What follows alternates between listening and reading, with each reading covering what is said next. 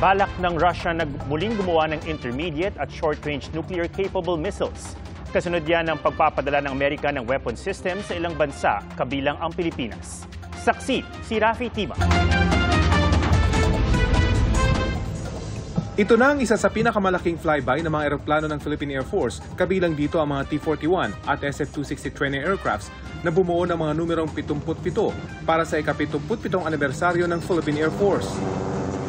Sa harap ni na Pangulong Bongbong Marcos at Defense Secretary Gilbert Chodoro, nagpakitang gilas din ang mga air assets ng Air Force, maging ng kanilang mga tauhan sa isang mock military operation. Hindi man binanggit ang tensyon sa West Philippine Sea, ayon sa Pangulo, mas lalo pa nilang palalakasin ang Air Force para protektahan ang mamamayan at kayamanan ng bansa. We have likewise acquired additional aircraft as well as advanced radar systems, which have transformed our operational readiness and has enhanced our operational reach. Indeed, these assets contribute to an agile Air Force, capable of protecting our nation.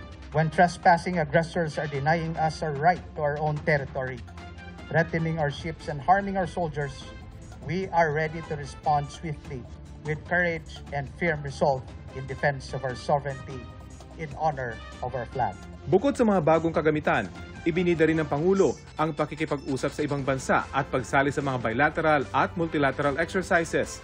Sa katatapos na salaknib military exercise, dineploy sa unang pagkakataon ang mid-range capability launcher ng US Army. Ito ang unang pagkakataon na dineploy ang Typhoon weapon system ng Amerika na kayang magpalipad ng mga mid-range missiles.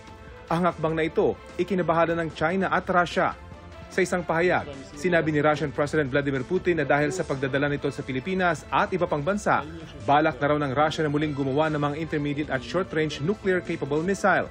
Ayon kay Putin, pagdidesisyonan daw kung saan ilalagay ang mga gagawing missile para sa kanilang seguridad. Matatanda ang noong 1987, nagkasundo ang Russia at Amerika na hindi na sila gagawa ng mga ganitong armas. Pero umalis sa kasunduan ng Amerika noong 2019 sa ilalim ni Noy President Donald Trump. Hiningan namin ng reaksyon ng DFA at US Embassy pero wala pa silang pahayag. Para sa GMA Integrated News, Rafi Tima ang inyo, saksi.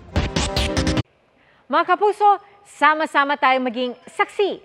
Mag-subscribe sa GMA Integrated News sa YouTube at para sa mga kapuso abroad, samahan niyo kami sa GMA Pinoy TV at sa www.gmanews.tv.